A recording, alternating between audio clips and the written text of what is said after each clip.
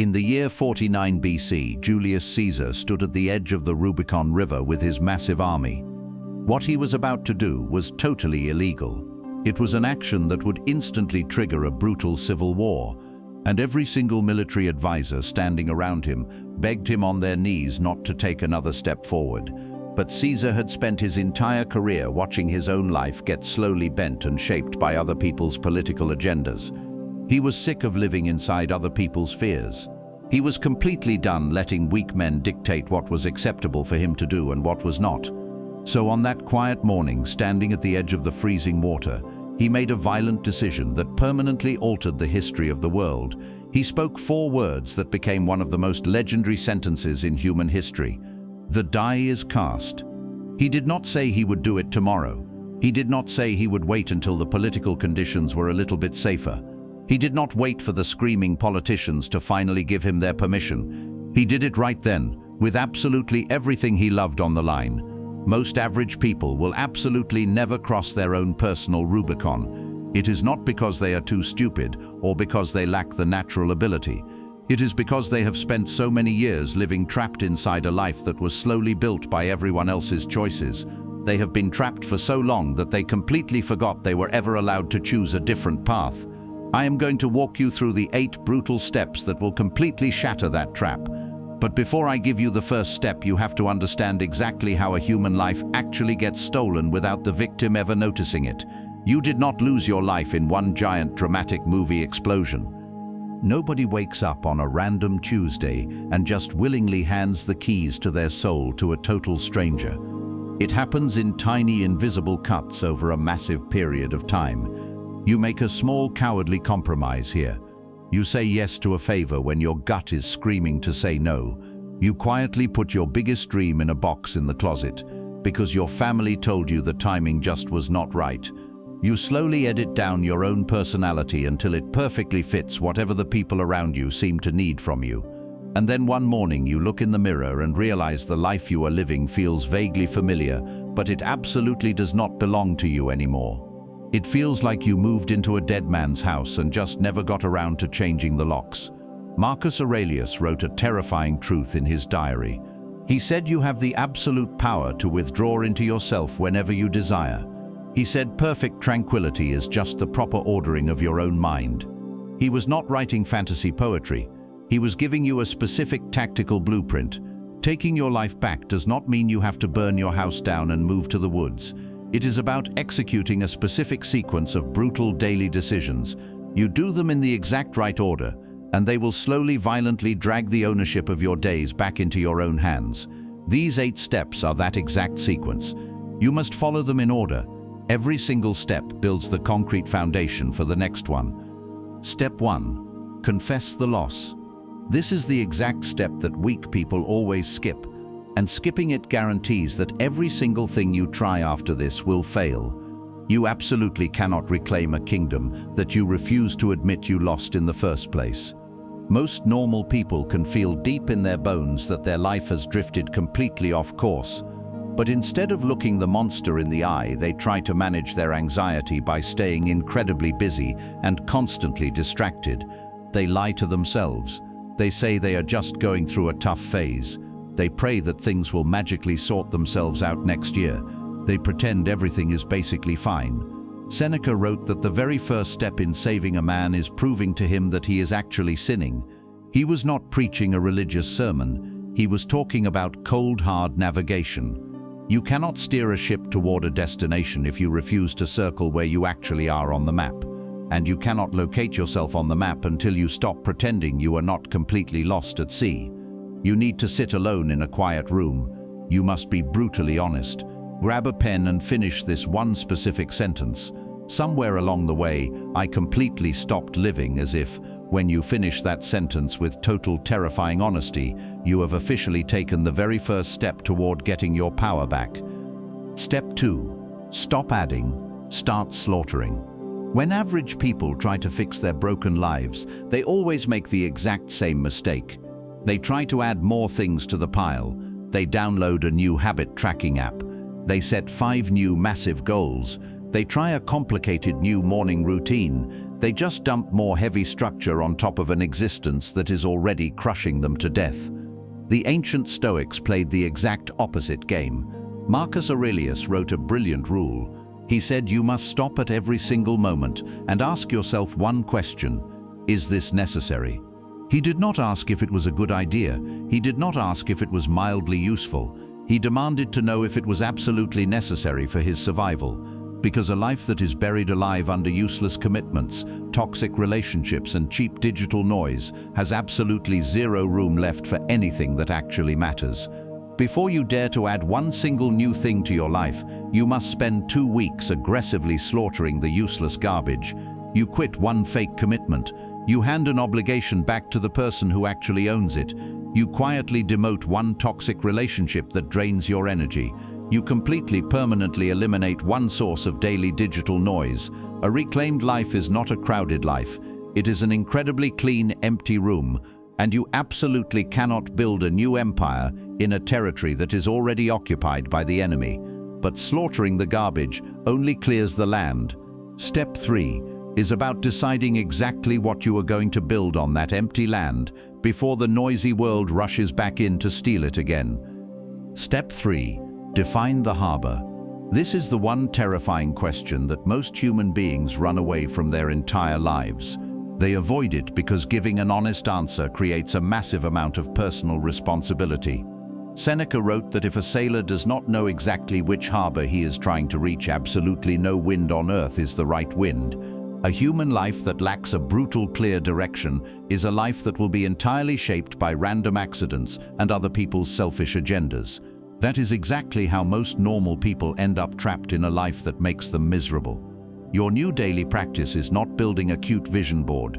It is not writing a long list of shiny goals. It is writing one single highly aggressive sentence. What exactly is this life for? You do not write down what you want to buy. You write down the absolute point of your entire existence. What specific outcome would make all the suffering and all the hard work actually worth it in the end? That one brutal sentence instantly becomes your iron filter. Every single decision you make for the rest of your life gets dragged through that filter. Does this opportunity pull me toward that harbor or push me away from it? If it pushes you away, the answer is an immediate absolute no. It does not matter how much money they offer or how reasonable the favor sounds. The answer is no. Step 4. Stop lying to yourself. A man who constantly breaks his own promises to himself will absolutely never reclaim his power. Because every single time you look in the mirror and say you are going to do something, and then you sit on the couch and do nothing, you are actively training your own brain to believe that your words are totally worthless. And a man who subconsciously believes his own decisions are worthless cannot build a sandcastle, let alone an empire. The legendary Roman leader Cato the Younger kept his promises so violently and so consistently that in a corrupt city full of liars, his word was considered absolute law. His yes meant yes, and his no meant no. He did not act this way because he was a rigid psycho. He acted this way because he deeply understood that a man's promise to himself is the concrete foundation for his reputation with the rest of the world. You must start incredibly small. You look in the mirror tonight and tell yourself you will do one specific tiny action tomorrow morning, and then you wake up and you execute that action like your life depends on it. You do not do it because the action itself is going to make you rich. You do it because successfully completing that action is casting a heavy vote for the new version of yourself. You are proving to your own brain that you can finally be trusted. When you cast enough of those bloody votes, the deep belief system running your life changes permanently. Steps 1 through 4 happen entirely in the dark, but step 5 is where your new power finally steps into the light. This is where the life you are taking back starts causing shockwaves in the real world. Step 5. Murder other people's urgency.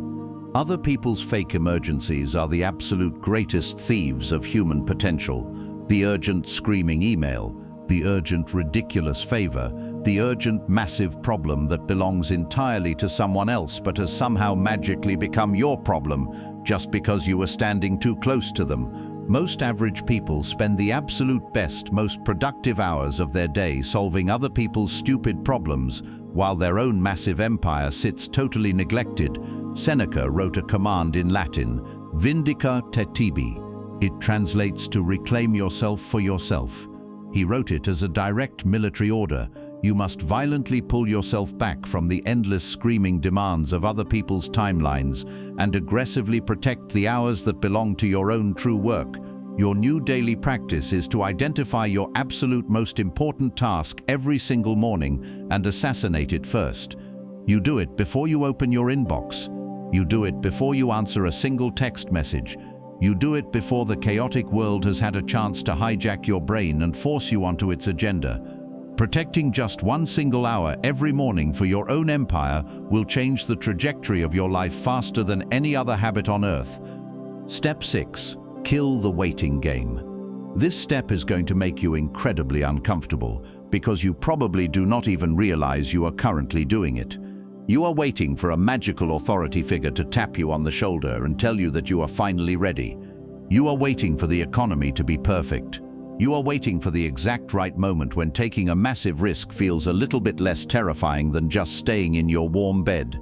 You are desperately waiting for an external green light from the universe telling you it is finally okay to become the monster you have been postponing for a decade. Marcus Aurelius told himself to strictly confine his existence to the present moment. He did not mean a fantasy version of the present where all the lights are green and everyone is cheering for him. He meant the brutal present exactly as it is right now. You have to move forward with the cheap, broken tools you currently have. You have to act on incomplete information. You have to step into the dark uncertainty that is never going to fully disappear, no matter how many years you sit around waiting for it to feel safe. The magical permission slip you are waiting for is never going to arrive in the mail. That permission was always yours to give to yourself. And every single day you sit around waiting for someone else to hand it to you is another day the life you are trying to take back slips a little further out of your reach. Step 7. Raise the internal floor. A reclaimed life is absolutely not just the exact same life with a rearranged schedule. A reclaimed life is an entirely new machine operating on a brutally high internal standard. It completely rejects the weak standards that caused you to drift off course in the first place. Epictetus said you must first clearly state to yourself exactly who you intend to be, and then you must do absolutely everything required to make it happen. The iron standard always comes first. The daily behavior just follows orders, not the other way around. Most weak people obsess over external standards. They desperately want a specific salary, a specific type of car, and a specific amount of fake respect from strangers on the internet. And they spend their entire lives completely miserable because all those external things depend entirely on random variables they cannot control. Internal standards are completely different. You ask yourself, how exactly do I treat people when absolutely nobody is filming me? Do I execute this project flawlessly, or do I just do the bare minimum to not get fired? Do I speak the brutal truth, or do I just say whatever is easiest for the room to hear? When you deliberately raise those internal standards and hold them to the fire every single day, the total quality of your life completely transforms. Not because you magically get rich overnight, but because the man operating the machine has completely leveled up. Step 8. Pay the butcher's bill. This is the absolute final step, and it is the one truth that absolutely nobody wants to hear. But it is the only rule that actually matters. There is absolutely no version of reclaiming your true life that is free. The bill always comes due, and something massive always has to be sacrificed. You have to sacrifice your lazy comfort. You have to sacrifice the cheap approval of the crowd. You have to permanently kill the old familiar version of yourself that everyone else has grown so comfortable keeping around. You will absolutely lose relationships because they were built on the weak version of you, and they cannot survive the new monster you are becoming. You have to sacrifice the warm, fuzzy safety of living quietly inside someone else's expectations. Julius Caesar crossed that freezing river and started a massive bloody war. He absolutely did not do it because the personal cost was going to be low. He did it because he knew that the terrifying cost of not crossing it, of spending another miserable decade living inside the tiny limits set by weaker men, was infinitely higher. Seneca wrote a haunting line near the end of his life.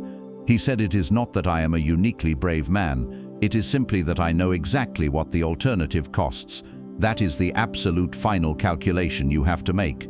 You do not ask if taking your life back is going to be a fun, comfortable ride. You ask yourself if the miserable, unfulfilled life you are currently living is something you can genuinely afford to keep doing until the day you die. Most people already know the exact terrifying answer to that question the second they hear it. The only thing left to do now is step into the freezing water and cross the river. If you are finally ready to stop living on someone else's terms, hit the like button right now. Make sure you subscribe to this channel so you never forget what it costs to be free. And I want you to make a final physical commitment before you leave this video. Go down to the comments and type the exact phrase the die is cast. Make that physical action your permanent declaration that there is absolutely no turning back to the old you.